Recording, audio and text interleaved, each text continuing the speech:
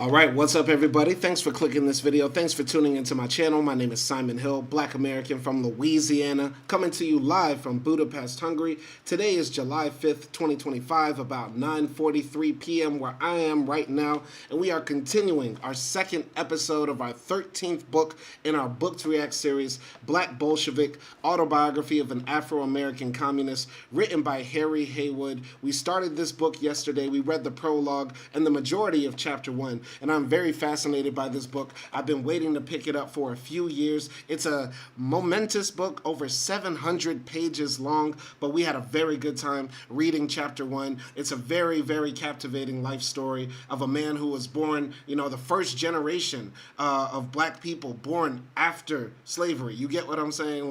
He was telling the story about how his parents grew up in plantations deep down south. His father actually had an affinity for his former slave master because the former slave master helped Harry Haywood's grandfather escape slavery or escape after the end of slavery because his grandfather killed a white man who was a part of the Ku Klux Klan. And yet the former slave master saved that black man, saved his family, let them move up north. He ends up in South Omaha, Nebraska, and ends up growing up mostly in a mixed community of mostly white folks who are first-generation immigrants, and he is detailing his life story. We ended up talking about his brother at the end of the live stream yesterday, how his older brother, who was 7 years older, was a bit of the black sheep. He had the opportunity to become the first black priest in that region of America, but his brother turned it down. Instead, decided to become a working man and take his talents, on the road. And yeah, it was a very, very captivating first read. I highly suggest everybody go watch the first episode of this series, and I hope everybody jumps into the comments too, because we will be reading everything in the live stream chat. You can pick up this book on libcom.org for free. Because this is a communist book, you can pick it up for free. Just click this link right here, and you can download the PDF. You can also get a copy of this book on Amazon. It's a very rare and hard to find book, which explains the price. It's about 48 pounds or $637 hardcover. Very rare book. So this is why also we're reading it, because these rare books that are slowly going out of print need to be saved. So we're going to be picking up here at the tail end of chapter 1, Haley's Comment and My Religion. And we're just going to continue on with the show. We're going to try to also read as much of chapter 2 as we can. We might be on this live stream for about an hour and a half, maybe until, let's say, 11 o'clock or 11:15 or so, and we're going to get this show on the road. So let's go. Haley's Comment and My Religion. On May 4th, 1910, Haley's Comet appeared flaring down out of the heavens, its luminous tail switching to Earth. It was an ominous sight. A rash of religious revival swept Omaha. Prophets and messiahs appeared on street corners and in churches, preaching the end of the world. Hardened sinners got religion. Backsliders renewed their faith. The comet, with its tail moving ever closer to the Earth, seemed to lend credence to forecasts of imminent cosmic disaster. I think we also need to remember, America was super religious back then, even though it was wildly, wickedly racist. We live in a very religious country if you grow up in the United States like I did. But I think it's almost unfathomable how religious America was back then. And so they looked to the stars in the heavens and saw signs that they read into from the Bible, etc. So both my mother and father were deeply religious. Theirs was the old-time religion, the fire and brimstone kind, which leaned heavily on the Old Testament. It was the kind that accepted the Bible and all its legends as the literal gospel truth. We children had the fear of the Lord drilled into us from an early age. My image of God was that of a vengeful old man who demanded unquestioned faith, strict obedience, and repentant love as the price of salvation. I, the Lord thy God, am a jealous God, visiting the iniquity of the fathers upon the children unto the third and fourth generation of them that hate me, and showing mercy unto thousands of them that love me, and keep my commandments. Thou shalt love the Lord thy God with all thy heart, and with all thy soul, and with all thy might. Every Sunday, rain or shine, the family would attend services at the little frame church near the railroad tracks. For me, this was a torturous ordeal. I looked forward to Sundays with dread. We would spend all 8 hours in church. I don't know, oh yeah, dread, yeah, he means actually fear, okay, because I thought he was referencing the Jamaican man who also was one of his mentors from the previous reading. So that's what I thought. I was like, they were using the term dread back then, but anyway. Anyway, I looked forward to Sundays with dread. Same with me. I hated going to church on Sundays. We would spend all of 8 hours in church. My God. We would sit through the morning service, then the Sunday school, after which followed a break for dinner. We returned at 5 for the young people's Christian endeavor, and finally the evening service. It was not just boredom. Fear was the dominant emotion, especially when our preacher, Reverend Jameson, a big black man with a beautiful voice, would launch into one of his fire and brimstone sermons. He would start out slowly and in a low voice, gradually raising it higher. He would swing to a kind of sing-song rhythm, holding his congregation wrapped with vivid word pictures. They would respond with, "Hallelujah, ain't it the truth? Preach it, brother." He would go on in this manner for what seemed an interminable time, and he would reach his peroration on a high note. I never heard that word, peroration. I think that means like the peak, the pinnacle, winding up with a rafter-shaking burst of oratory. He would then pause dramatically amidst moans, shouts, and even screams of some of the women, one or two of whom would fall out in a dead faint. Waiting for them to subside, he would then, in a lowered, scarcely audible voice, reassure his flock that it was not yet too late to repent and achieve salvation. All that was necessary was to repent, sinners, and love and obey the Lord. Amen. Someone would then raise and lead off with an appropriate spiritual such as, "Oh, my sins are forgiven, and my soul set free. Oh, glory, hallelujah. Just let me in the kingdom when the world is all of fear. Oh, glory, hallelujah. I don't feel worried. No ways tired. Oh, glory, hallelujah." Hey, they got bops back then. What I really like about this book, you know what I mean, the songs, the poems, you know what I mean, we had a lot of fun last time we were doing this reading, running through the songs. Anyway, I remember the family Bible, a huge book which lay on the center table in the front room.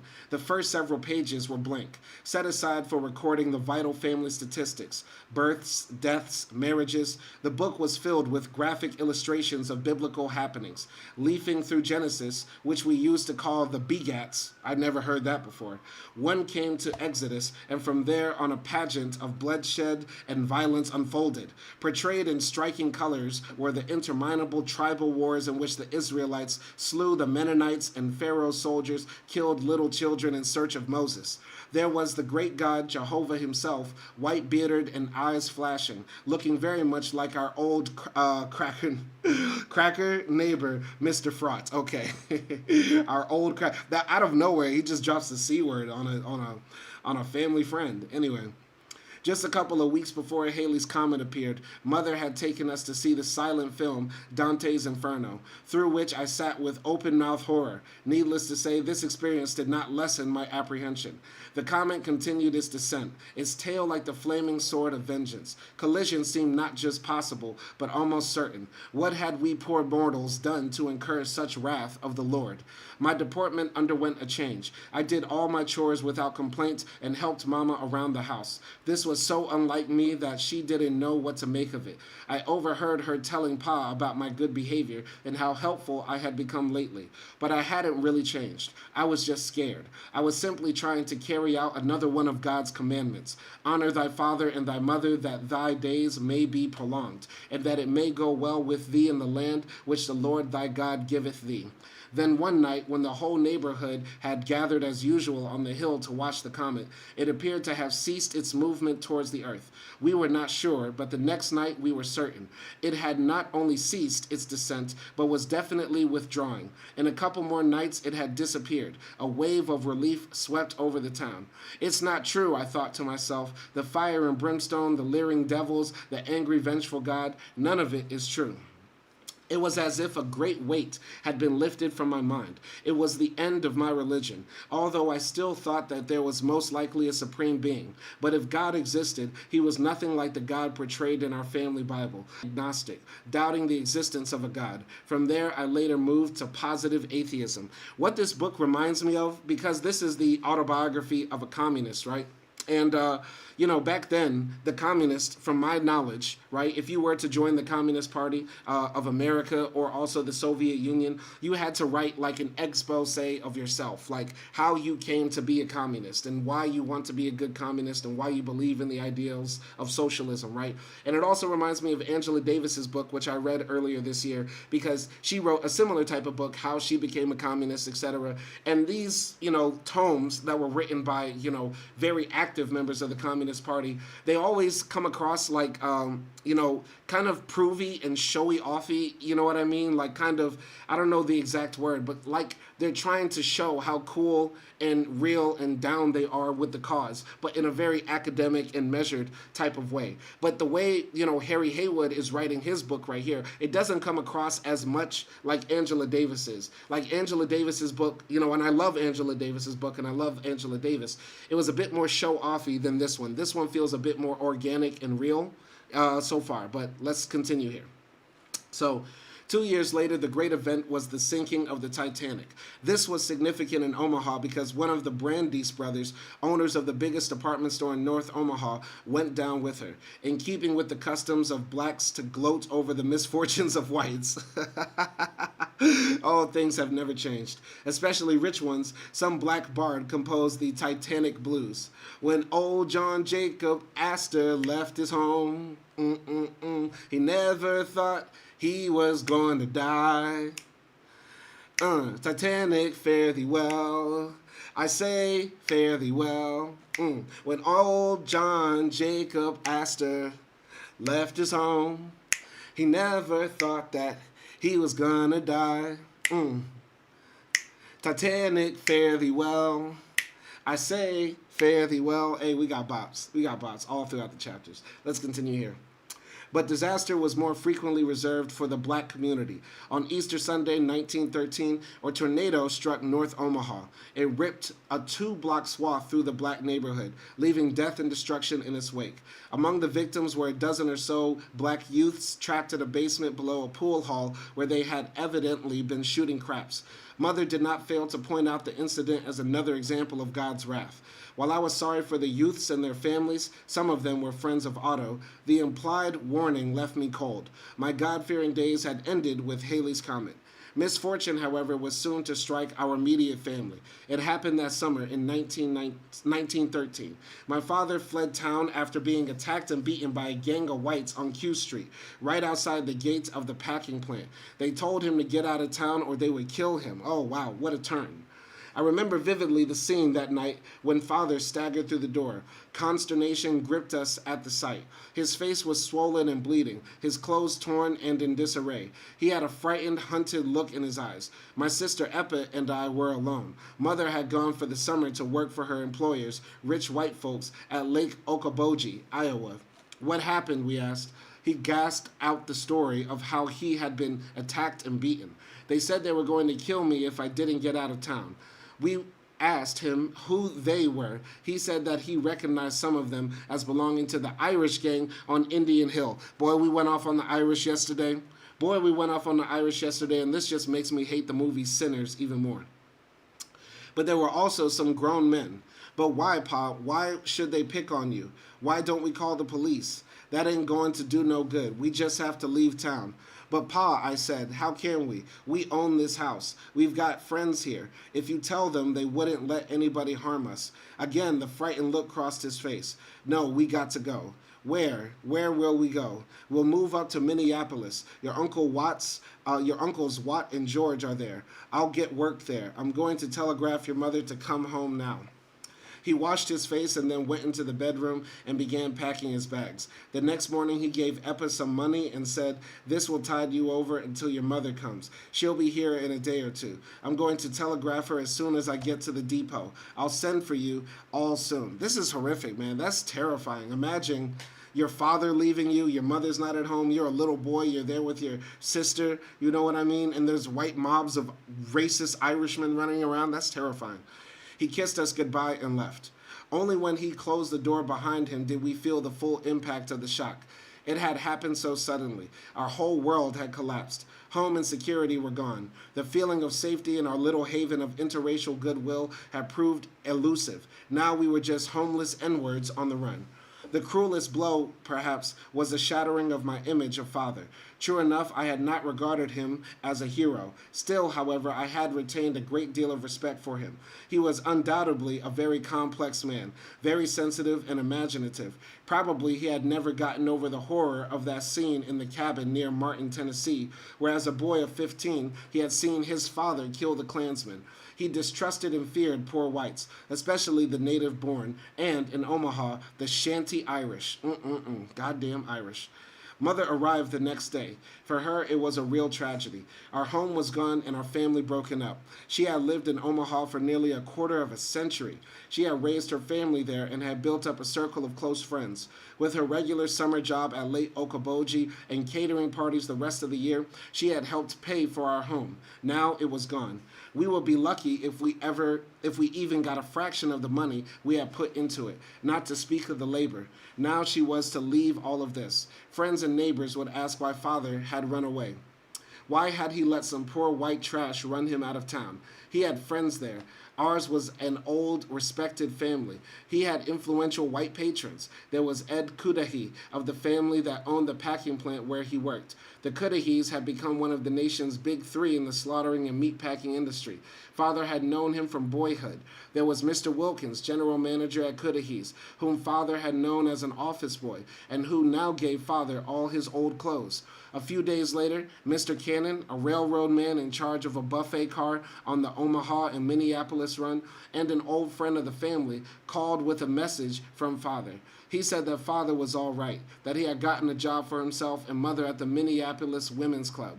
Father was to become a caretaker and janitor. Mother was to cater the smaller parties at the club and to assist at the larger affairs. They were to live on the place in a basement apartment. Ugh, horrific.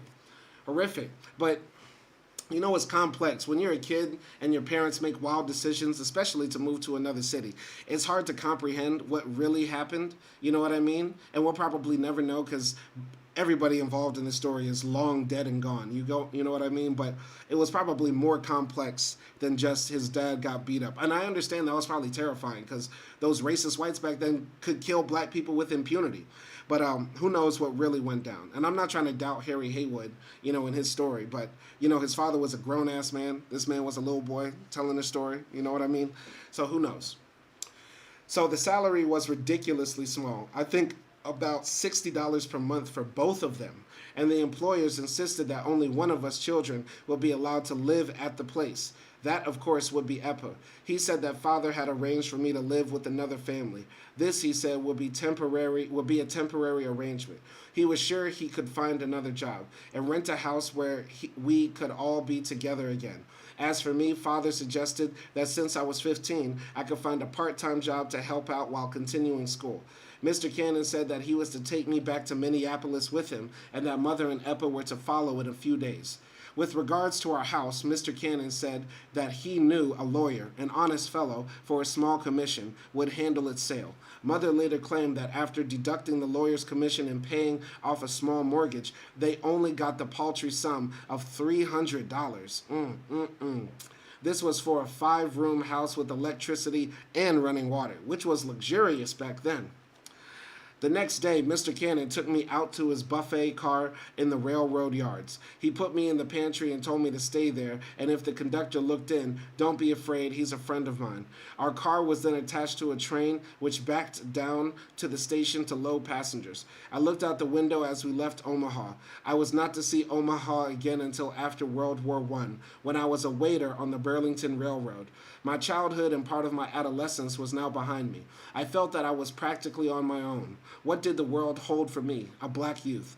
Arriving in Minneapolis, I went to my new school. As I entered the room, the all-white class was singing old darky plantation songs. Oh, shit. In Minneapolis, liberal Minneapolis.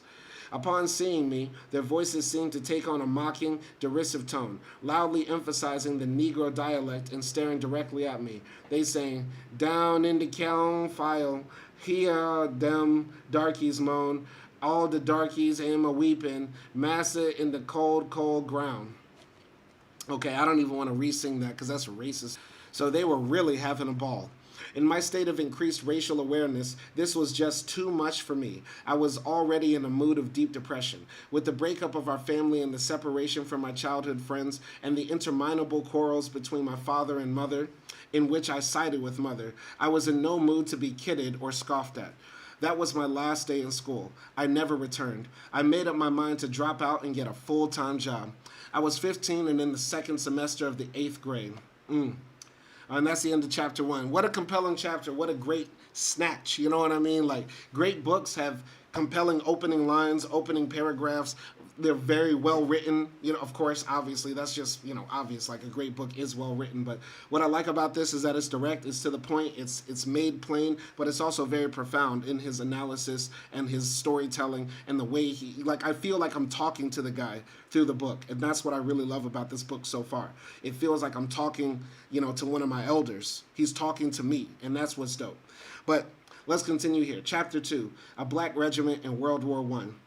On the Negroes, this double experience of deliberate and devilish persecution from their own countrymen, coupled with the taste of real democracy and world-old culture, was revolutionizing. They began to hate prejudice and discrimination as they had never hated it before. They began to realize its eternal meaning and complications. They were filled with a bitter, dogged determination, never to give up the fight for Negro equality in America.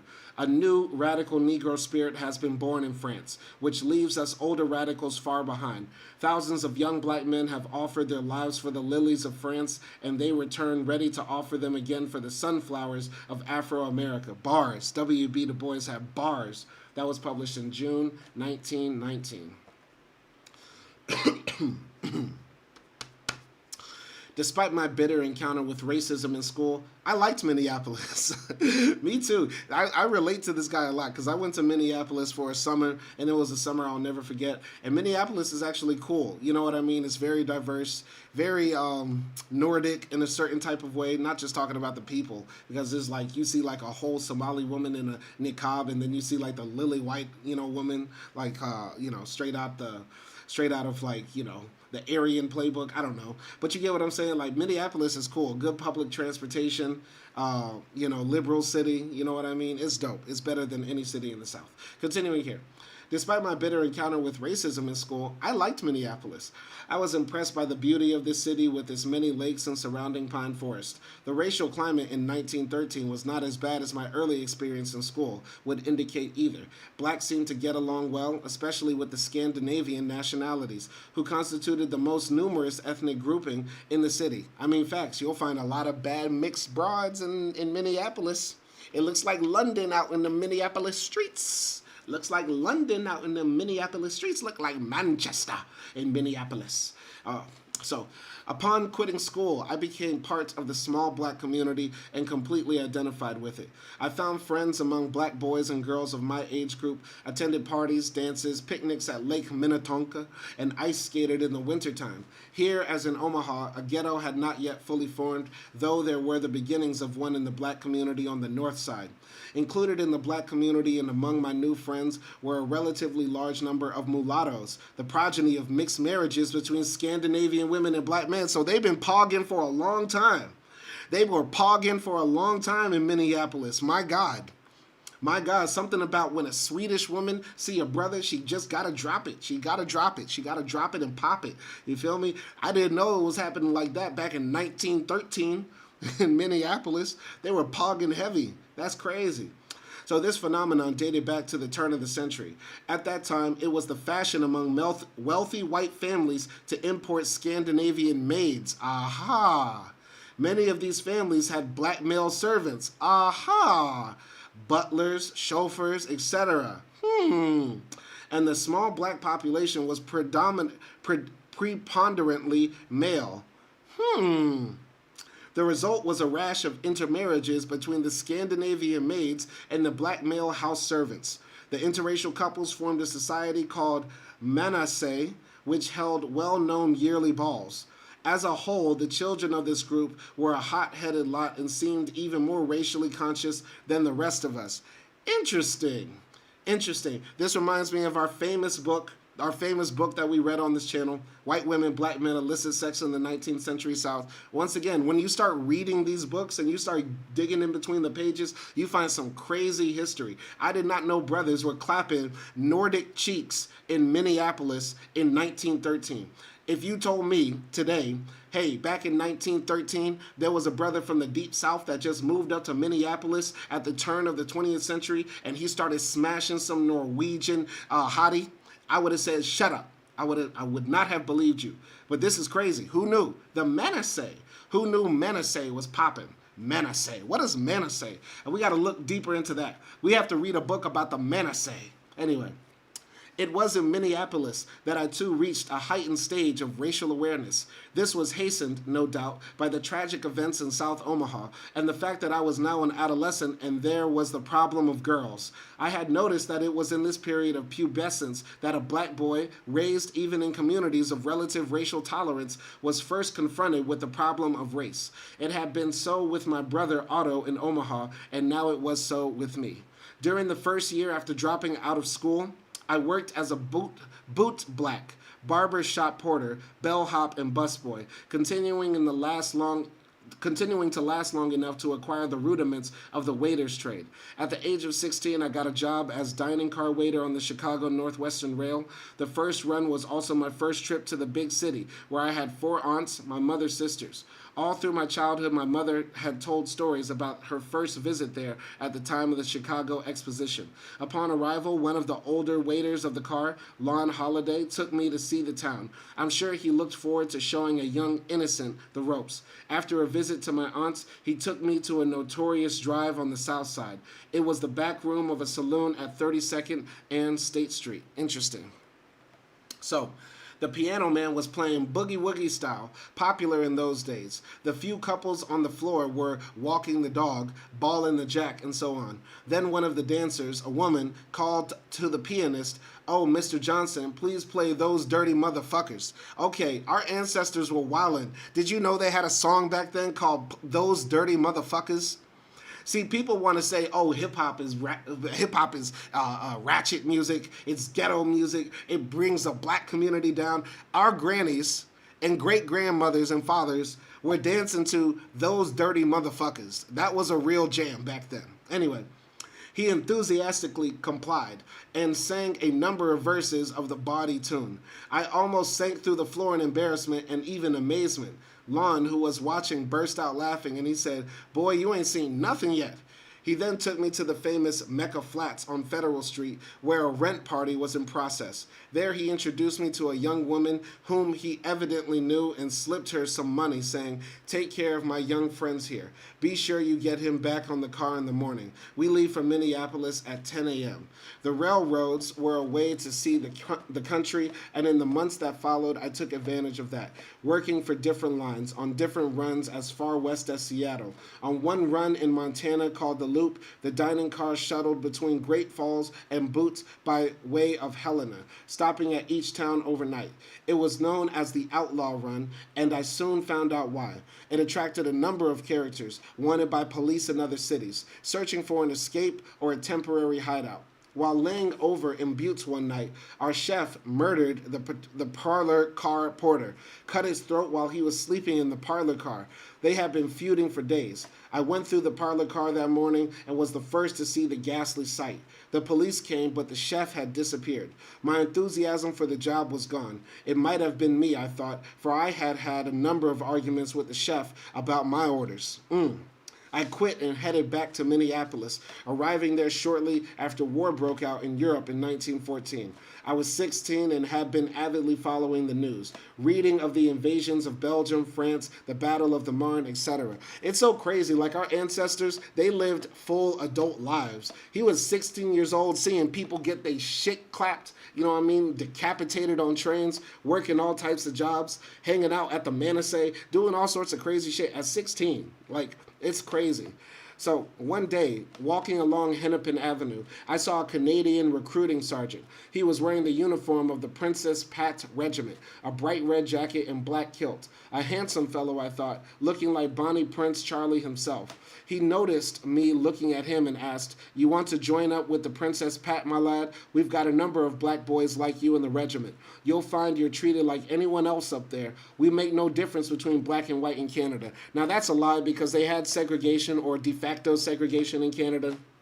Also, Canada was notorious for the schools where they sent the native indigenous children to learn how to become white. So that's a lie. Canada is like hella racist. It may not be as racist and wicked as America, but it still has a long anti-black history, and especially at that time. But continuing here. Imagining myself in the red jacket and black kilt, I said, "Sure, I'll join." Then, looking at me closely, he asked, "How old are you?" 18, I lied. "Your parents living?" "Yes." "Well, you've got to get their consent." "Oh, they'll agree," I said. "They live in the city?" "Yes." "Well, you come back here tomorrow and bring one of them with you, and I'll sign you up." "Okay," I said, but I knew that my parents would never agree. And well it was, too, for I later learned that this regiment was among the first victims of the German mustard gas attack at Ypres. Okay, thank you. Thank God he didn't go. And what was left of them was practically wiped out at bloody Passchendaele on the Somme front. Life in Minneapolis was beginning to bore me. I was anxious to get back to Chicago, the big city, so I moved there and stayed with my Aunt Lucy at 43rd and State. In 1915, my parents, at the urging of my mother, also moved to Chicago, and I then stayed with them. In Chicago, I got a job as a busboy at the Tip Top Inn, then considered the finest restaurant in town. It was owned by old man Hieronymus, a famous chef. Hieronymus? What type of name is that? That's crazy. And was noted for his French cuisine and service. In the trade, it was taken for granted that if you had been a waiter at the Tip Top Inn, you could work anywhere in the country. After a few months, I was promoted to waiter and felt that I had perfected my skills. During the next 3 years, I worked at a number of places: the 20th Century Limited, the New York Central's Crack Train, the Wolverine, Michigan Central, the Sherman House, the Old Palmer House, and the Auditorium. During this time in Chicago, I saw Cassie Jones, a black man and a legendary character known to at least 4 generations of black Chicagoans. As I remember, he was partially paralyzed, probably from cerebral palsy. He would go through the streets with trained chickens, which he put through various capers, shouting, "Crabs, crabs, I got them." He had a defect in his speech, which he exploited. The audience would literally fall out at his rendering of the popular sentimental ballad, "The Curse of an Aching Heart." "You made me what I am today. I hope you're satisfied. You dragged and dragged me down until the heart within me died. Although you're not true, may God bless you. That's the curse of an aching heart." I don't know if that's how the song went. I just wanted to sing that. Let me just do a quick audio check, making sure we're right. All right, we good. All right. So then there was the beloved comedian String Beans, who often appeared at the old Peking Theater at 31st and State Street. The Dolly Sisters also appeared there. They were famous at the time. Tina Jones Slush night spot was at 35th and State Street. Then at the Panama, another nightclub, I would listen to Mammy Smith sing "Shimmy Sha Wobble, That's All," a very popular song and dance at the time. Okay, so I think this whole chapter is going to be about his wild 20s or his wild teen years, you know, when he was getting down to the shimmy sham wobble and listening to boogie woogie music. You know what I mean? 100 years from now, when we say, yo, we were getting down to like Young Thug and Rich Homie Quan and like Lil Wayne and shit, like they're going to be like, who? You know what I mean? Like 100 years from now, they're going to be like, that's so corny. That's so corny. You know what I mean? But hey, whatever. Once when I wanted to go back to Minneapolis to visit, I caught the Pioneer Limited, riding the rods, out of the station on the west side. This was my first experience in hoboing. I rode the rods as far as Bellowitz, Wisconsin. At Bellowitz, I got off, but was afraid to get back on because a yard dick was going around the cars. Okay, he's speaking some old American English. What the hell is a yard dick? Is that like the guy who was, is that my stripper name? Yard dick. What type of name is that? Yard dick. It sounds like a... Yo, if I ever start slanging peen, if I ever become a gigolo, Yard Dick is the name. That is. But yeah, I think that might be the guy who watched the train cars at night to make sure nobody was sleeping in them or stealing them. I don't know. Anyway, so at Ballards, I got off, but was afraid to get back on because a yard dick was going around the cars. I stayed there overnight, a fairly cold night as I remember. I met a white man, a professional hobo, who took me in tow and told me about the trains leaving in the morning. He said we could catch a train that would pull us right into Minneapolis. It was a passenger train and we could ride the blinds in, that is, the space between the two Pullman cars. We rode the blinds, reaching La Crosse, Wisconsin. On the way, he warned, there's a bad dick up there in La Crosse. We gotta watch out for him. When the train pulled to a stop in La Crosse, both of us hopped off. Other guys were flying out of the train from all sides, from the rods, the blinds, and there were some on top too. But this notorious yard dick caught us. He was a rough character and let us know it as he lined us up. Hey, up there. I was at the end of the line of about a dozen guys and was the only black there. I had my hands in my pocket. Take your hands out of your pockets. I took my hands out of my pockets. Okay. All right. The engine's fireman was looking out, watching all of this. He called to the yard dick, "Say, Jim, let me have that young colored boy over there to slide down coal for me into Minneapolis." The dick looked at me and scowled. "All right, you get up there." He shouted to the fireman, "But see that he works. I'll see to that he'll work." I scrambled on the engine tender and slid coal all the way to Minneapolis, where I got off the station. Among my new friends in Chicago were several members of the 8th Illinois Black National Guard Regiment. They would regale me with tall stories of their exploits on the Mexican border in the summer of 1916, when the regiment took part in a show of force against the Mexican Revolution. None of us, of course, knew the real issues involved. I remember reading the exploits of the famous Black 10th Cavalry Regiment, which was part of the force sent by General Funston across the border in pursuit of Pancho Villa.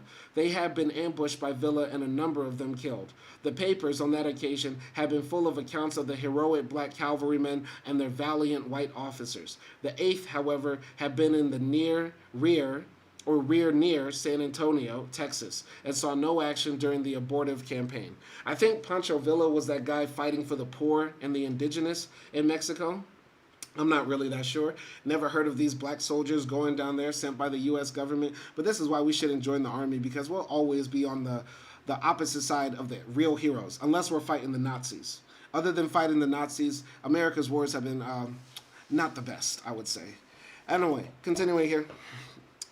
Intrigued by their experiences, I joined the 8th Regiment in the winter of 1917. I was 19. The regiment, officered by blacks from the colonel on down, many of them veterans of the 4 Black Regular Army Regiment, gave me a feeling of pride. They had a high esprit de corps, which emphasized racial solidarity. I didn't regard it just as part of a U.S. Army unit, but as some sort of a big social club of fellow racemen. Still, I knew that we would eventually get into the war. That did not bother me. On the contrary, romance and adventure, travel beckoned. I saw a possible escape from the inequities and oppression which was the lot of blacks in the U.S. I was already a Francophile. I had read and heard about the fairness of the French with respect to the race issue. It seems now, as I look back upon it, that patriotism was the least of my motives. I was avidly following all of the news of the war, and it seemed certain that the U.S. was going to get involved, despite protestations of President Wilson to the contrary. Already the press was whipping up war sentiments. Tin Pan Alley joined in with a rash of jingoistic songs. Don't bite the hand that's feeding you. Let's all be American now, ad nauseum.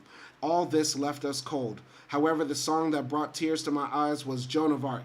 Joan of Arc, Joan of Arc, do your eyes from the skies see the foe? Can't you see the drooping fleur-de-lis? Can't you hear the tears of Normandy? Joan of Arc, let your spirit guide us through. Awake, old France, to victory. Joan of Arc, we're calling you. That's hard. That actually is kind of hard. I like that. Truly, nothing was sacred to Tin Pan Alley. Okay. The Lusitania was sunk. The U.S. declared war in April 1917. Our regiment was federalized on July 25th, 1917, and in the late summer we were on our way to basic training at Camp Logan near Houston, Texas. Okay, this reminds me of the 25th. What regiment did he join again? I forgot. But remember, Acty and I did a review of the film, The 25th, of these black soldiers who ended up shooting like a bunch of white people in Houston, Texas when there was like a race riot or whatever. And it seems like Harry Haywood was a part of the 25th because I remember Camp Logan being a part of, where that story was set, because that definitely took place in Houston, Texas. Anyway, a demagogic promise was widely circulated that things would be better if blacks fought loyally. For example, there was the statement of President Wilson, "Out of this conflict, you must expect nothing less than the enjoyment of full citizenship rights." This propaganda was immediately belied by the mounting wave of new lynchings in the South, which claimed 38 victims in 1917 and 58 in 1918. Worst of all was the East St. Louis riot in September 1917. At least 40 blacks were massacred in a bloody pogrom that lasted several days.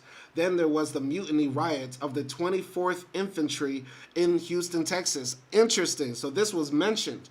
Okay, so he wasn't a part of that regiment, but he was cognizant of it then. Interesting. So then there was the mutiny riot of the 24th Infantry in Houston, Texas, where our regiment was to receive its basic training. Company G of our outfit was already in Houston at the time, having been sent on as an advance detachment to prepare the camp for our occupation. It was through them that I learned exactly what had happened. Black soldiers of the 24th Infantry, an old regular Army regiment, had for months been subjected to insults and abuse by Houston police and civilians, as you'll see in the movie, which all of you should watch. Go watch the 24th. The 24th, yes. It's the ghetto Glory. It's the to-be version of Glory. Acty and I reviewed it. Go check out our review. Go watch the movie, all that. So anyway, the outfit had stationed its military police in Houston, Texas, who were, in theory, supposed to cooperate with local police in maintaining law and order among soldiers on leave. Instead, the black military police found themselves the object of abuse, insults, and beatings by local police. This treatment of black MPs by racist cops was evidently encouraged by the fact that they, the blacks, were unarmed. A report of the special on-the-spot investigator for the NAACP published in The Crisis, its organ reads, "In defense to the Southern feeling against the arming of Negroes, and because of the expected cooperation of the city police department, members of the Provost Guard were not armed, thus creating a situation without precedent in the history of this guard. A few carried clubs, but none of them had guns, and most of them were without weapons of any kind. They were supposed to call on white police officers to make arrest. The feeling is strong among the colored people of Houston that this was the real cause of the riot." Very interesting. So in the movie, they don't really say that the black soldiers had guns or not, though it is implied because there is like the brother who looks like Barack Obama. He's made like the MP. You get what I'm saying? But yeah, basically the black soldiers were harassed by the police, harassed by the citizens, and they were not really a threat, but racist whites looked at them as a threat because they were black men in uniform trained to kill.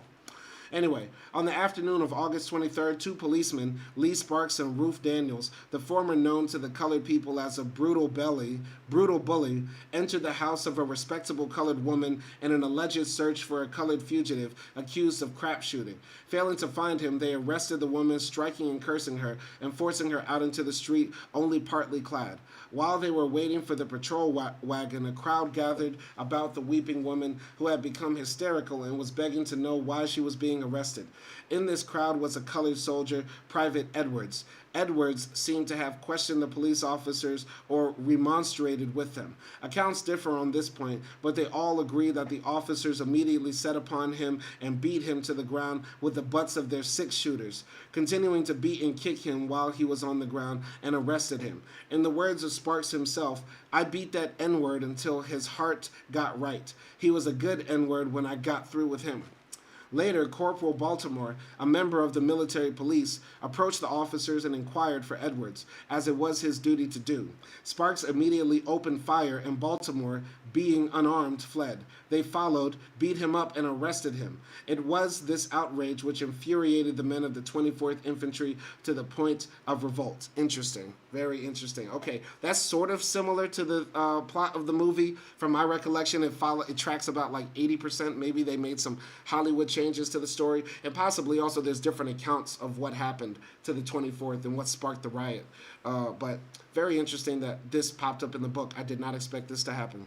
So, when word of this outrage reached the camp, feeling ran high. It was by no means the first incident of the kind that had occurred. The white officers, feeling that the men would seek revenge, ordered them disarmed. The arms were stacked in a tent guarded by a sergeant. A group of men killed the sergeant, seized their rifles, and under the leadership of Sergeant Vida Henry, an 18-year veteran, marched on Houston in company strength. When the soldiers left camp, their slogan was, "On to the police station." They entered town by way of San Felipe Street, which ran through the heart of the black community. The fact that they took this route and avoided the more direct one, which led through a white neighborhood, disproved the charge by local newspapers and the police that they were out to shoot up the town and kill all the whites. The target was clearly the Houston cops. On the way to the station, they shot every person who looked like a cop. Okay, this is very, very different than the... actually, it's not that different than the movie. In the movie, I do remember the soldiers marching through the black part of town and like the black citizens looking at them like astounded and amazed and proud. But yeah, they did do a lot of shooting in the movie and killed a lot of people. So yeah. So finally, meeting resistance, a battle ensued which ended with 17 whites, 13 of them policemen, killed. The alarm went out and a whole division of white troops, which was stationed in the camp, was sent in to round up the mutineers. Finally cornered, the men threw down their arms and surrendered, with the exception of Sergeant Vida Henry, who committed suicide rather than be taken. Okay, that is very similar to the movie. The whole battalion of the 24th Infantry, including the mutineers, was hurriedly placed aboard a guarded troop train and sent to Fort Huachuca, Arizona. Interesting.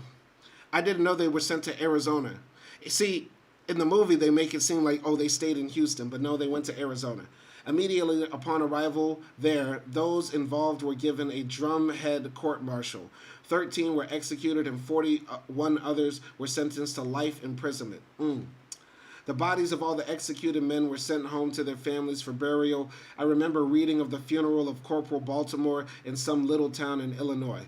Our regiment entrained for Camp Logan with our ardor considerably dampened by these events. Indeed, we left Chicago in an angry and apprehensive mood, which lasted all the way to Texas. We passed through East St. Louis in the middle of the night. Those of us who were awake were brooding about the massacre of our kinsmen, which had recently taken place there. The regiment traveled in 3 sections, a battalion each, in old-style tourist cars, sort of second-class Pullmans. The next morning, we arrived in Jonesboro, Arkansas, our first stop on the other side of the Mason-Dixon line. We were in enemy territory. For many of us, it was our first time in the South. Jonesboro was a division point. All 3 sections of the train pulled up on sidings while the engines were being changed and the cars serviced. It was a bright, warm, and sunny Sunday morning. It seemed like the whole town had turned out at the station platform to see the strange sight of armed black soldiers. Whites were on one side of the station platform and blacks on the other. We pulled into the station with the window open and our 1903 Springfield rifles on the tables in plain view of the crowd. While we were at our provocative best, we threw kisses at the white girls on the station platform. Oh, y'all tripping. Y'all really tripping. Calling out to them, "Come over here, baby, give me a kiss. Look at that pretty redhead over there. Ain't she a beaut?" And so forth. Y'all were tripping. Y'all are out of control. A passenger train pulled up beside us on the next track. There, peering out the open window, was a real stereotype of an Arkansas redneck. The sight of him was provocation enough for Willie Morgan, a huge black in our company who was originally from Mississippi. Morgan was sitting directly across from the white man. He undoubtedly retained bitter memories of insults and persecutions from the past and quickly took advantage of what was perhaps his first opportunity to bait a cracker in his own habitat. Okay, this shit is spicy. What I love about this book is all the instances of black men provoking white men, fighting, standing up to them. It's just very manly. I love this masculine energy in this book. He reached a big ham-like hand through the window, grabbed the fellow's face and shouted, "What the hell you staring at, you Peckerwood motherfucker? Oh, bars." The man pulled back, his hat flew off. Bending down, he recovered it and then moved quickly to the other side of the car, a frightened and puzzled look on his face. Our whole car let out a big roar. That's hard. That's hard. I would have been screaming. I would have talked about that for the rest of my life.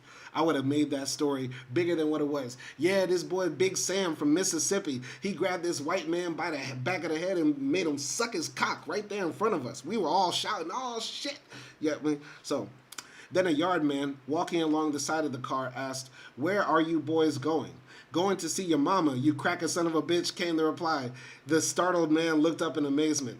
Oh, man, these were chef's kiss, chef's kiss. This is dope. This is such a masculine, powerful, empowering book. This reminds me of the time I was reading Malcolm X's biography when I was like 15, 16, however old I was. Like, this is dope. So, all of us were hungry. We had been given only a couple of apples for breakfast and now noticed that there were a number of shops and stores in the streets behind the station. I believe our first thought was to buy some food. The vestibule guards would not allow us to take our rifles off the cars, so we left them on our seats and proceeded to the stores in groups. As the stores became crowded and as the storekeepers were busy serving some of our groups, others started to snatch up any article in sight. Cases of Coca-Cola, ginger ale, and near beer went back to the cars. The path to the train was strewn with loot dropped by some of the fellows. In the stores, some bought as others stole. This spontaneously evolved pattern was employed in raids on all stores in Jonesboro and at other train stops along the road to Houston. Oh, y'all boys are doing smash and grabs. Don't ever let our ancestors tell us, boy, these young whippersnappers today, they doing all sorts of crime. Back in my day, we were good Christian folk. Man, y'all were in the military doing smash and grabs. Y'all were bum rushing the show. Stop playing. That's crazy. The only serious confrontation that took place that day involved the group I was with. We crowded into a little store, and a fellow named Jeffries, one of my squad buddies, approached the storekeeper who was standing behind the counter. Putting his money down, he demanded a Coke, whereupon the guy said, "I'll serve you one, but y'all can't drink it in here." "Why?" Jeffries added innocently. "'Cause we don't serve N-words here." Just as we were about to jump him and wreck the place, Jeffries, a comedian, decided to play it straight. He turned to us and said, "Now wait, fellas, let me handle this. What the man is saying is that you don't know your place." Turning to the storekeeper, he put his money down and with feigned meekness said, "All right, mister, give me a Coke. I know my place. I'll drink it outside." Thank goodness this N-word's got some sense. The storekeeper must have thought as he placed the Coke on the counter. Jeffrey snatched up the bottle and immediately hit him on the head, knocking him out cold. So gangster. So gangster. So gangster. What I love about this book, once again, it shows so many black men standing up for themselves, not being defeated. Like, it's such a honest... Because this book was, like, written by an 80-year-old black man, you know what I mean? Like, Harry Haywood got to live till he was 86. I believe he published his book in, like, 1975, 1978. He's keeping it real and raw because, number one, he's about to die. Like, he's at the end of his life, and he's like, listen, I'm going to keep it real. Remember when Quincy Jones was about to die? And Quincy Jones was like, yeah, Michael Jackson was fucking all the hoes. And yeah, Stevie Wonder, he's gay. You get what I'm saying? Like, Quincy Jones was talking hella reckless before he died. Harry Haywood is doing the same thing. He's a 78-year-old black man who lived at the turn of the century, around the time a lot of black folks were illiterate, a lot of Americans, period, were illiterate, and he's now telling his life story and like painting it real plain about what it was like to be black at that time.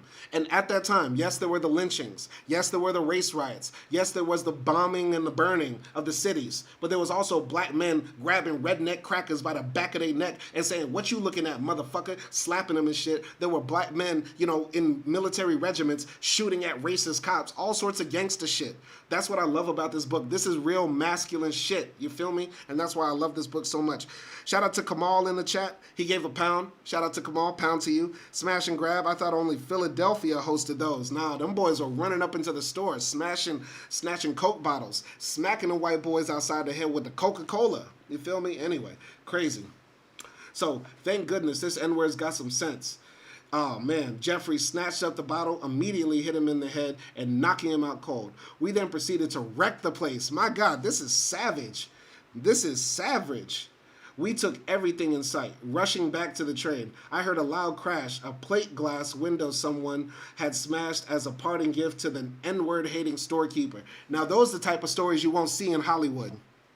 Those are the type of stories you will not see in Hollywood. This book should be made into a movie, facts. Just for the fact that there are so many stories of black men slapping white men around.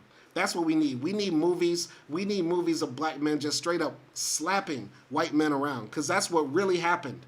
What really happened during that time was segregation, apartheid, slavery, was black men slapping white men around and fucking their wives. What really happened during that time? Black men slapping white men around and fucking their wives. Straight up. So, anyway, continuing here. Up to this time, we had not seen any of our officers. They had been up front in the first-class Pullmans. Many of them, we suspected, were sleeping off the after effects of the parties held on the eve of our departure. Major Hunt and Captain Hill now appeared and gave orders to the nomcoms and the vestibule guards to allow no one else to leave the train. We waved goodbye to the blacks on the station platform. They looked frightened, sad, and cowed. We were leaving, but they had to stay and face the wrath of the local crackers. The train headed to Texarkana, where the scene was repeated, though on a smaller scale. In Texarkana, the train stopped only a few minutes, and we raided one store near the railroad station. I was the last one out, running to the train with a box of pilfered Havana cigars in my hand. Nearing the train, I passed a couple of local whites talking about the raid. One said to the other, "You see, all those N-words taking that man stuff?" "Yeah, I see it." "Well, what are we going to do about it?" I reached the train just as it was pulling out, relieved not to have been left behind to find out the answer. Okay. That's so gangster. This is crazy. This is better than any like Tupac album. This is more gangster than any like Young Jeezy song. Like this is straight up like real revolutionary shit. You feel me? Anyway, the next stop was Tyler, deep in the heart of Texas, scene of our most serious confrontation. Here we confronted the law in the person of the county sheriff. Tyler seemed to be a larger town than the others. It was a division point, and all three sections pulled up on the sidings. As in Jonesboro, a large crowd had gathered at the station, blacks on one side, whites on the other. Again, with our guns in view, we started flirting with the white women. There we go. Flirt with the white girls. Hey, girl, bring that pale, pasty booty over here. We gonna clap them cheeks. Throwing kisses at them and so forth. Black soldiers, military, 1917, blowing kisses at the white girls. They ain't give a fuck right in front of they men. Gangster shit. Kamal said Fred Williamson, Jim Brown, and Jim Kelly. Films for starters. And of course, Sidney Poitier. Shout out to Sidney Poitier. Shout out to Sidney Poitier. But I need my guy, Damson Idris. I need Damson Idris to play Harry Haywood in a Netflix original series that's 13 episodes long, 1 hour each episode. Bring the Harry Haywood story to life with Damson Idris. Bring the Harry Haywood story alive with Damson Idris. Bring the Harry Haywood story alive with Damson Idris. If you don't know who Damson Idris is, he played Franklin Saint in Snowfall, one of the best and most ridiculous like crime stories ever. You feel me? One of the best series ever on crime and criminality. Shout out Franklin Saint. Anyway, so we were very hungry. They had some foul up in logistics, and there wasn't any food on the train. All we had that day was a couple of sandwiches and some coffee. We piled off the train and headed for the stores, elbowing whites out of the way. We didn't carry our guns, but many of us wore sheathed bayonets. Major Hunt finally appeared, but he was only able to stop a few of us. By that time, most of us were already ransacking the stores in the immediate vicinity of the station. The path back to the station was strewn with bottles of soft drinks, hams, fruits, wrappers from the candy, and cigarettes, etc. The Major was frantically blowing his whistle and calling the fellows to come back to the cars. Finally, we all got back and were eating our pilfered food, drinking our near beer and soda. Suddenly, a large white man stepped forward out of the crowd. He wore a khaki uniform, a Sam Brown belt, and Colt 45 in his holster. He approached Major Hunt and identified himself as the sheriff, or he might have been chief of police. He said he intended to search the train and recover the stolen goods. The Major, a short, heavy-set black man, said, "No, you don't. This is a military train. Any searching to be done will be done by our officers." "I know," he said. "I want to accompany you." "No, you don't. You won't set foot on this train." The sheriff hesitated and looked around at the crowd of white and black. It was clearly a bitter pill for him to swallow, having for the first time in his life take low to a black man in front of his white constituents, as well as setting a bad example for the blacks. He pushed the unarmed major aside and walked forward. "Come on, you Peckerwood son of a bitch," we hollered from the car. Oh, this is so gangster. This is so hard. Okay. 1917 redemption, recalling the so-called Houston riots. It wasn't a riot, it was a rebellion. It wasn't a riot, it was a rebellion. But this book is so hard. This book is so manly. This is the thing. We need to be reading because reading is one of the most manly things you can do. And this is a manly-ass book. This is a man talking. Shut up, bitch. A man is talking. Shut up, bitch. A man is talking. Harry Haywood is talking to you, bitch. Now listen. Listen to the time. Hey, this is Grandpa telling you the story. Now listen, sit your young ass down. And let me tell you about the time we were slapping white folks in 1917. Gangsta shit. Shut up, bitch. A man talking. Anyway, he approached the vestibule of our car where Jimmy Bland, a mean, gray-eyed, and light-skinned black, was on guard. "Back, get back or I'll blow you apart." Jimmy pushed the sheriff in the belly with the barrel of his rifle. To further impress upon him that the gun was loaded, we threw the bolt and ejected a bullet. The sheriff, who had doubled over from the blow, straightened up, his face ghastly white. He gasped out of something to the effect that he was going to report this affair to the government and walked away. We all let out a tremendous roar. Yeah! Yeah, bitch. Anyway, we arrived in Houston the next day, 5 days after the mutiny of the 24th. We were informed that $5 would be docked from each man's pay to cover the damage incurred on the trip down. It's worth it. It's $5. It's $5 well earned. It's $5 well earned. I would pay that fee. I know $5 back then was like $500, maybe $5,000, who knows? But shit, it was worth it. I believe we all felt that it was a small price to pay for the lift in morale and resulted from our forays on the trip. We were greeted by our comrades from Company G of our battalion on arriving at Camp Logan. They had been there at the time of the mutiny riot and gave us a detailed account of what had happened. We expected to be confronted by the hostile white population, but to our surprise, the confrontation with the 24th seemed to have bettered the racial climate of this typical southern town. Houston in those days was a small city of perhaps 100,000 people, not the metropolis it was now, not the metropolis it has now become. The whites, especially the police, had learned that they couldn't treat all black people as they had been used to treating the local blacks. I can't remember a single clash between soldiers and police during our 6-month stay in the area. On the contrary, if there were any incidents involving our men, the local cops would immediately call in the military police. There was a notable improvement in the morale of the local black population, who were quick to notice the change in attitude of the Houston cops. The cop had obviously learned to fear retaliation by black soldiers if they committed any acts of brutality and intimidation in the black community. Houston blacks were no longer the cowed, intimidated people that they had been before the mutiny. See, this is dope because, like, the way the movie The 24th ends, it makes you think, okay, everything went back to normal. But no, after the rebellion of the 24th Regiment against the racist police and the racist civilians of Houston, Texas, the blacks there walked around with the S on their chest. You feel me? They walked with a limp. You know what I mean? Like, there's like, you know what I mean? A certain type of gravitas and a grandeur that comes from sticking up for yourself. You know what I mean? And you earn the respect of your enemies. You know what I mean? Like, you don't respect that dog that you just kick, that you just kick, that you just kick. You earn that, the dog, you know what I mean? You earn the respect of the dog that eventually barks at you or at the very least bites you. You get what I'm saying? So all the dogs that got kicked and got kicked and got kicked in Houston eventually started to bark and bite back, and then they were walking around like they got an S on their chest. And that's very dope. This book feels like the sequel to the 24th film, which all of you should watch. And this is a very, very, very dope masculine book. Loving what Harry Haywood is putting down. Shut up, bitch. A man is talking. That's how we're going to start every live stream. We're going to start every live stream with, shut up, bitch. Harry Haywood is talking to you. Anyway. Houston blacks were no longer the cowed, intimidated people that they had been before the mutiny. They were proud of us, and it was clear that our presence made them feel better. A warm and friendly relationship developed between our men and the black community. The girls were especially proud of us. Local blacks would point out places where some notorious N-word hating cop had been killed. Oh, those became monuments. Okay.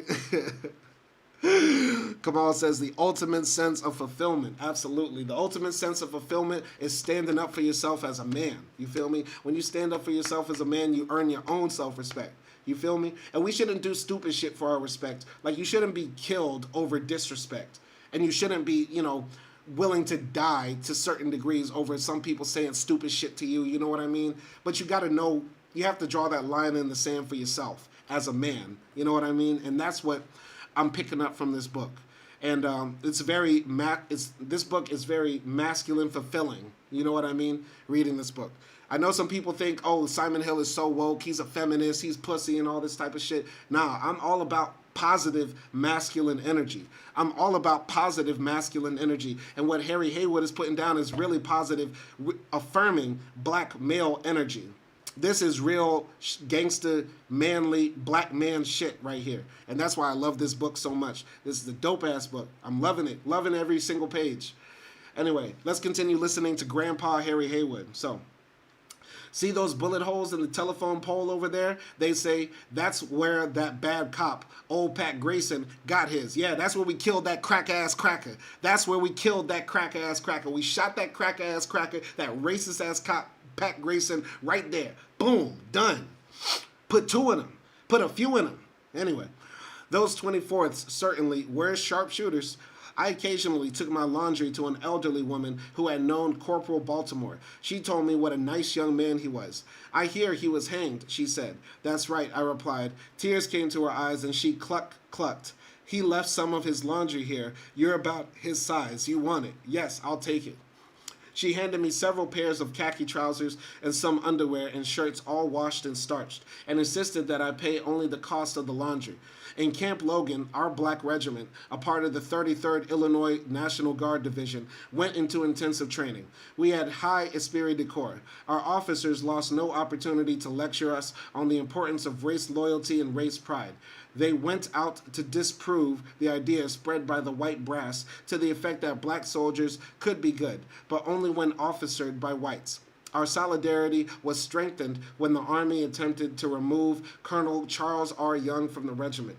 Young was the first black West Point graduate and the highest ranking black officer in the regular Army. He wanted to go overseas very badly, but it was quite clear that they did not want a black officer of his rank over there. He was examined by an Army medical board and found unfit for overseas service. We all knew it was a fraud. It was in all the black papers and was known by blacks throughout the country. We men didn't let our officers down. We were out to show the whites that not only were we as good in everything as they, but better. In Camp Logan, our regiment held division championships in most of the sports, track, boxing, baseball, etc. We had the highest number of marksmen, sharpshooters, and expert riflemen. Of course, there was no socializing between blacks and whites, but it was clear that we had the respect, if not the friendship, of many of the white soldiers in the division. In fact, despite all of the efforts of the command, there was a certain degree of solidarity between black and white soldiers in our division. In Spartansburg, North Carolina, white soldiers from New York came to the defense of their black fellows of the 15th New York when the latter was attacked by Southern whites. Many of us felt that in the case of a showdown in town with the local crackerdom, with the local crackerdom, boy, Harry Haywood was a funny motherfucker. Our showdowns with the local crackerdom. My guy was a genius. I love this book. I love it. Just for this. The local crackerdom. Bruh. Anyway, going to the comments. All right. Kamal says, agree, lambs go to the slaughter. Men know when to walk away. Exactly. As a man, you got to know when to walk away, but you also know when to stand your ground. And that's that's discernment. As a man, we have to have empathy, we have to have strength, and we have to have discernment. You know what I mean? So, yeah, just practice that in your own life. But I got to reread that sentence. That was hilarious. So where were we? In fact, despite all the efforts of the command, there was a certain degree of solidarity between black and white soldiers in our division. In Spartansburg, North Carolina, white soldiers from New York came to the defense of their black fellows of the 15th New York when the latter was attacked by Southern whites. Many of us felt that in the case of a showdown in town with the local crackerdom, which is hilarious, that's hilarious, we could get support from some of the white members of our division who happened to be around. At least we felt that they would not side with the crackers against us. I love it. I love it. I love it. Kamal says, how about a trademark? See, that might go against communism in the sense. A good communist wouldn't try to copyright a phrase or trademark a phrase, but that deserves it. If you want to do it, go ahead. Put it on a shirt. Defense from the local, we're going to form a league. Defense of Crackerdom League. The Defense from Crackerdom League. The DCL. We're going to form the DCL. Kamal, you are the new lieutenant of the DCL. Defense from Crackerdom League. That's hilarious. That's hilarious. Anyway, at least we felt that they would not side with the crackers against us. The high morale of the regiment, the new tolerance, at least on the part of the local white establishment, the new spirit of Houston blacks were all displayed during the parade of our division in downtown Houston. About 2 months before our departure, we received notice from headquarters that the regiment was to participate in a parade. We were to pass in review before Governor Howden of Illinois, our host governor of Texas, high brass from the War Department, and other notables. We spent a couple of days getting our clothes and equipment into shape. We washed and starched our khaki uniforms, bleached our canvas leggings snow white, cleaned and polished our rifles and sidearms, shined our shoes to a mirror gloss. On the day of the parade, we marched the 5 miles into town, halting just before we reached the center of the city. We wiped the dust from our rifles and shoes and continued the march. Executing perfectly the change from squad formation to platoon front, we entered the main square. With our excellent band playing the Illinois March, we passed the reviewing stand with our special rhythmic swagger, which only black troops could affect. We were greeted by a thunderous ovation from the crowds, especially the blacks. This lets me know that those soldiers that marched in Trump's weak-ass parade, when was that? I forgot exactly. It was a few weeks ago. That those soldiers were like not actively trying to march to impress. They were just there to, kick back and get them overtime checks. Because, soldiers know how to march, but what we saw at the Trump parade was just abysmal, abominable. Anyway, Kamal says, I agree, I wouldn't actually try it. Kamal, you can copyright it, man. Go ahead and make your money, man. Defense from Crackerdom League, though. Well, that's the new slogan. The Defense from Cracker League. Anyway. So, I believe all of Black Houston turned out that day. The next morning, the Houston Post, a white daily, headlined a story about the parade and declared, the best-looking outfit in the parade was the Negro 8th Illinois. Given final leave, we bid goodbye to our girls and friends in Houston. After that, security was clamped down and no one was allowed to leave the camp.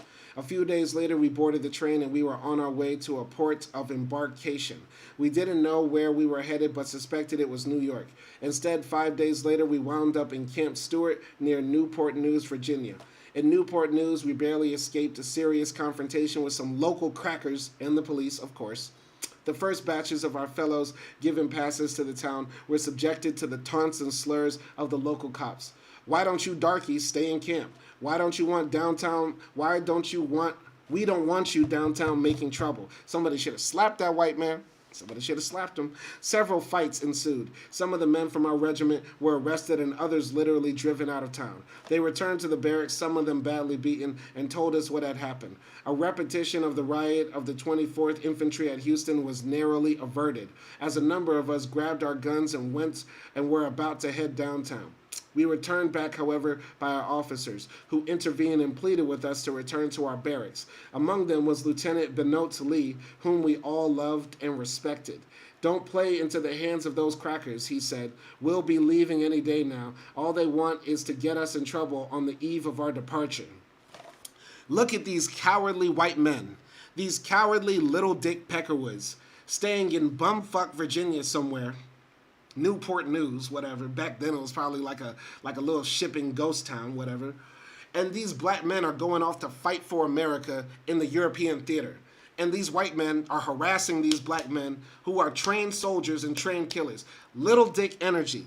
Peckerwoods, redneck crackers, ignorant and dumb as hell. And I'm so glad Harry Haywood and our OGs, were slapping the white folks around. Yeah, they might have gotten beat up. Some of them might have got ran out of town. But at least they stood their ground. That's man shit. For real.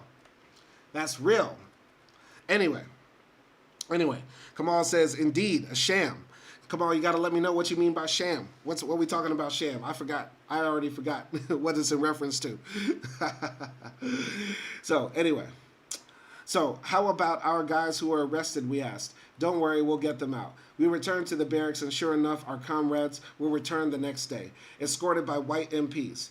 We spent the next day on standby orders, apparently waiting for our ship to arrive. After that, all leaves were canceled. It was on the same day, I believe, that we first learned that we had been separated from our 33rd Illinois Division. Henceforth, we were to be known as the 370th Infantry. One morning, shortly after this, we looked down into the harbor and saw 3 big ships. We knew that we would soon be on our way. The following morning, the regiment marched down to the dockside to board ship. Yet another incident occurred at the dock. We lined up in company front facing the harbor and halted a few yards from the fence, which ran the entire length of the dock. Facing us in front of the fence were several groups of loitering white native males, probably dock workers. They stared at us as if we were some strange species. Our captain apparently wanted to move the company close to the fence and gave the command, "Forward, march," but he forgot to call halt. That was all we needed. We were still angry about the beating of our comrades in downtown Newport News a few days before. We marched directly into the whites, closing in on them, cursing and cuffing them with fist and rifle butts. That officer knew what he was doing. He said, all right, before we go off and kick some European ass, we're going to kick some American ass before we get out of here. Before we go kill some white folks in Europe, we're going to kick our crackers ass. That's so gangster. They don't show this in the movies. This is why we need to be reading books, fellas. Fellas, this is why we need to be reading books. Comrades, pick up the books. Because our OGs were slapping these crackers around. I'm telling y'all. Our OGs had no reason to lie. Our OGs had no reason to lie.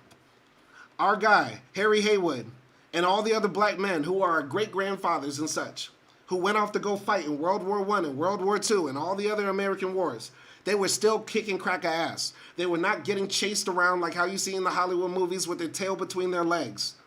That's what I love about this book so much.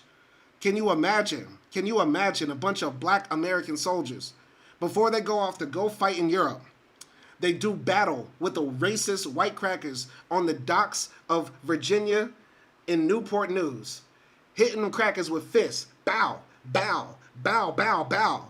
Eat that, eat that, eat that. Yeah, that's so gangster. I love it. I love it. Anyway, Kamal says a white crab barrel, the lax-ass overpriced DC march. Okay. Oh, he's talking about the sham. Okay, the sham was Trump's march in DC. Okay, I'm sorry. Anyway, yeah, continuing here. So we were still angry about the beating of our comrades in downtown Newport News a few days before. We marched directly into the whites, closing in on them, cursing and cuffing them with fists and rifle butts, kicking and kneeing them. In short, applying the skills of close order combat we had learned during our basic training. Of course, we didn't want to kill anybody. We just wanted to rough them up a bit. We were finally stopped by the excited cries of our officers. Halt! We withdrew, opening up a path through which our victims ran or limped away. Then at the command of attention, right face, we marched along the dock in columns of twos and finally boarded the ship. Okay, two things. We're going to be stopping the reading at about 11:15 or 11:20. I'm not exactly sure. We're going to be stopping the reading at 11:15 or 11:20. But I have to say this. I am very surprised to be picking up this book about a black American communist, and I feel so patriotic right now. Y'all know how I feel about America. America's the most wicked nation. It's the most evil nation. It's the most sadistic nation. It's the most racist nation that ever existed. But right now, reading this story of this black American teenager, boy, and all the other black men around him who are slapping these racist white folks around, willing to go and fight and die for their country, but also not leaving this land without putting their boot up some redneck's ass. You feel me? This shit makes me so patriotic right now. I feel so American right now. I feel so proud of my country right now. And I did not expect to feel this way about America reading the book of a black American communist. And y'all have heard me talk for years now. And all I do is throw salt on America's name. But I feel so proud. I feel like waving an American flag with a hammer and sickle on it, of course. But this shit is so hard. This shit is so hard. I love America right now by reading this book because this shit is so gangster. I love this brother right here for slapping so many of these racist white folks around. I'm gonna put some American flags in the chat. I never do this, and y'all don't shame me for this later. Y'all don't shame me for this later, but I'm putting some American flags in the chat for this one. I gotta put some American flags in the chat because reading the story about these black men fighting these white boys, slapping these white boys, fucking their wives right in front of them, this shit made me so proud to be an American. Made me so proud. Anyway, we're only going to be reading for about 15 or 20 minutes more. Then we're shutting the live stream off. Hope y'all are enjoying this. Let me know if there are any other books, any other questions you got for me, any other comments. But anyway, we're going to keep it real. We're going to keep it real. I'm going to jump into Kamal real quick. So my nerdy ass read world books since third grade. 57% of Americans never pick up a book after graduation. I've read about ex-slaves seeking reparations and many autobiographies, though not like this. Shout out to Kamal. Shout out to Kamal. He a real one. Kamal is a real one. He the lieutenant of the Defense from Crackerdom League, the DCL. If y'all got any questions about the DCL and how to sign up, holla at Kamal. And yes, brothers, pick up a book. Pick up a book, especially ones written by our ancestors. You feel me? Because this is some shit that they won't teach you in school. This is some shit they will not teach you in school. But I'm going to continue here. We're only reading on live for about 15 or 20 minutes more. So, on to France. So we sailed for France in early 1918 on the old USS Washington, a passenger liner converted into a troop ship. I have crossed the Atlantic many times since, but I can truthfully say that I have never experienced rougher seas. Our 3 ships sailed out of Newport News without escort. Of course, we were worried. There were rumors of German submarines. Our anxiety was relieved when in mid-ocean we picked up 2 escort vessels, one of which was the battle cruiser Covington. When we reached the war zone about 3 days out of Brest, a dozen destroyers took over, circling our ship all the way into port. It took us 16 days in all to reach Brest, France, where we arrived on April 22nd. We were so weak on landing that one half of the regiment fell out while climbing the hill to the old Napoleon barracks where we were quartered. Immediately upon arrival, we were put to work cleaning up ourselves and our equipment, notwithstanding our weakened condition. The next morning, we passed in review before some U.S. and French big brass. The following day, we boarded a train. We crossed the whole of France from east to west and detrained at Grandvillars, a village in French Alsace, close to the Swiss frontier. There, we found out that we had been brigaded with and were to be an integral part of the French army. The reason we were separated from the white Americans was, as the white brass put it, to avoid friction. But the American command of General Pershing was not satisfied just to separate us. They tried to extend the long arm of Jim Crow to the French. The American staff headquarters, through its French mission, tried to make sure that the French understood the status of blacks in the United States. Their secret information bulletin concerning black American troops is now notorious, though I did not learn of it until after I had returned from France. The Army of Democracy spoke to its French allies. It is important for French officers who have been called upon to exercise command over black American troops or to live in close contact with them to have an exact idea of the position occupied by Negroes in the United States. The increasing number of Negroes in the United States, the increasing number of Negroes in the United States, about 15 million, would create for the white race in the Republic a menace of degeneracy were it not that an impassable gulf has been made between them. Although a citizen of the United States, the black man is regarded by the white American as an inferior being with whom relations of business or service only are possible. The black is constantly being censured for his want of intelligence and discretion, his lack of civic and professional conscience, and for his tendency toward undue familiarity. The vices of the Negro are a constant menace to the American who has to repress them sternly. For instance, the black American troops in France have, by themselves, given rise to as many complaints for attempted rape as the rest of the army. Conclusion: we must prevent the rise of any pronounced degree of intimacy between French officers and black officers.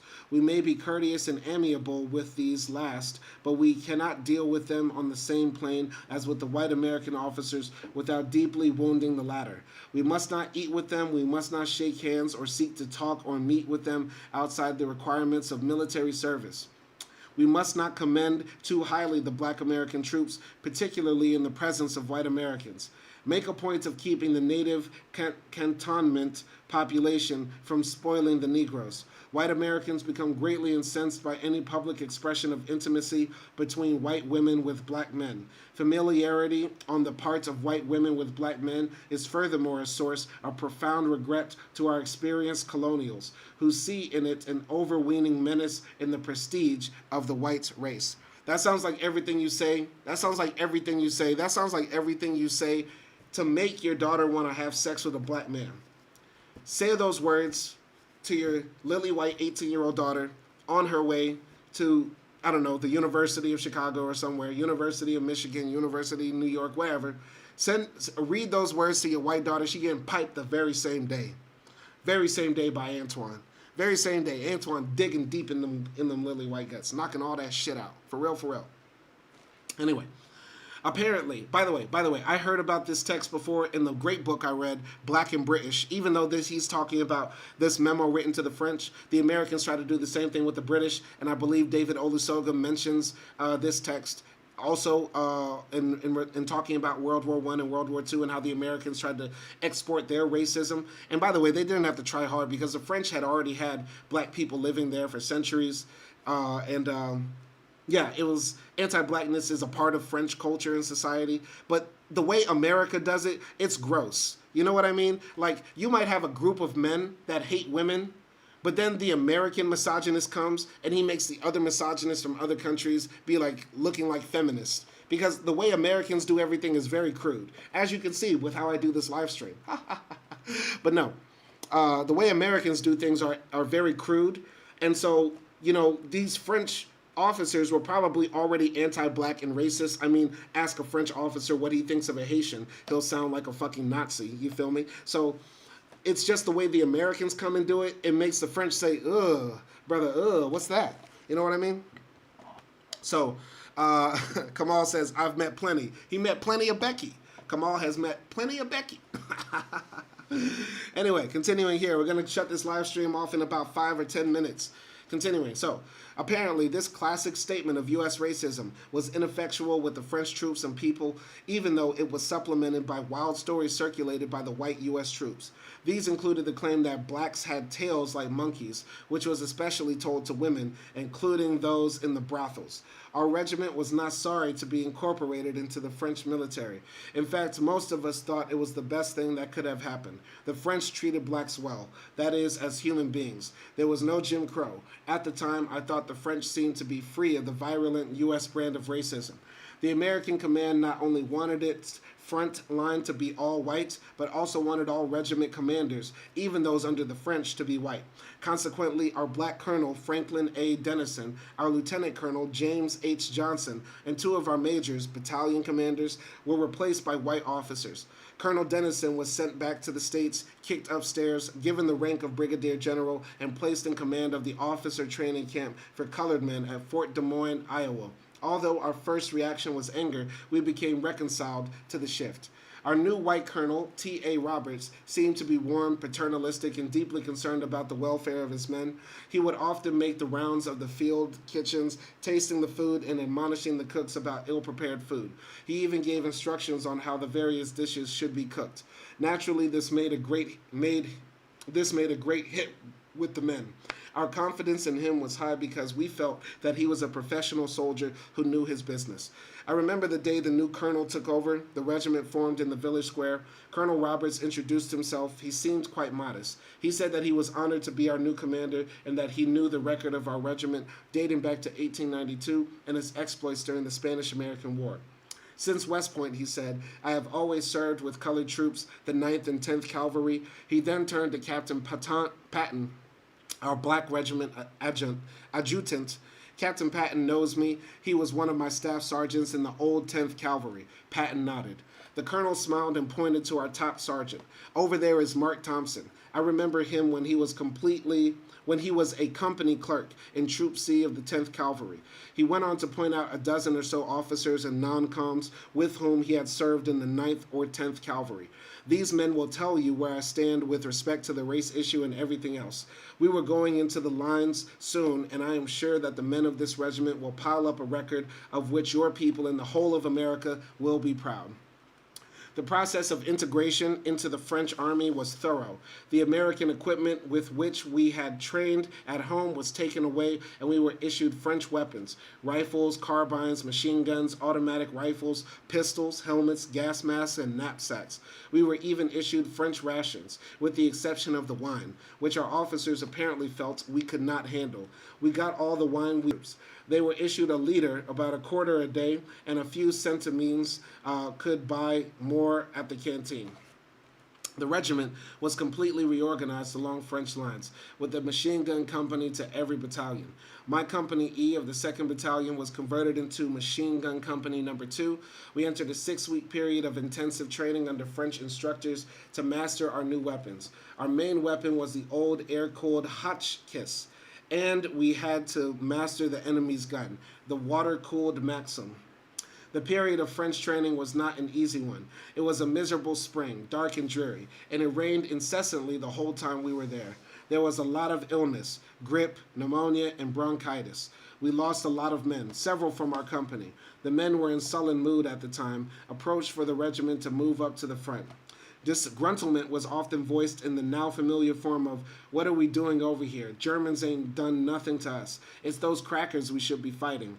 While we were lined up in the square one day, our captain took the occasion to comment on these sentiments. Well, he said, I've been hearing all that stuff about our guys, saying that they weren't going to fight the Germans. Well, we certainly can't make you fight if you don't want to. But I'll tell you one thing we can and will do is take you up to the front where the Germans are, and you can use your own judgment as to whether you fight them or not. In early June 1918, we entered the trenches at the St. Mihiel salient near the Swiss frontier as a part of the 10th Division of the French Army under General Mittelhasser. We were intermingled with the French troop in the 10th Division so that our officers and men might observe and profit by close association with veteran soldiers. At the same time, St. Mihiel was a quiet sector. Except for occasional shelling, desultory machine gun, and rifle fire, nothing much occurred. We lost no men. All right. So I think we're going to wrap it up here. It's been a long reading, but it's been a very enjoyable reading as well. Really loving this book so far. And shout out to Kamal for jumping into the chat. Shout out to everybody who's going to watch this in the playback and is going to comment later. Want to give a thank you to everybody out there who's showing love to this channel. Channel's blowing up like always. New subscribers, lots of views, and more revenue. All donations are always welcome, though I never beg for donations or anything on this channel. But though it is always appreciated, it goes towards the tuition. And yeah, Harry Haywood, he's an OG. Looking forward to reading this tomorrow. We're going to continue with Chapter 2, possibly start Chapter 3. Y'all be easy out there, and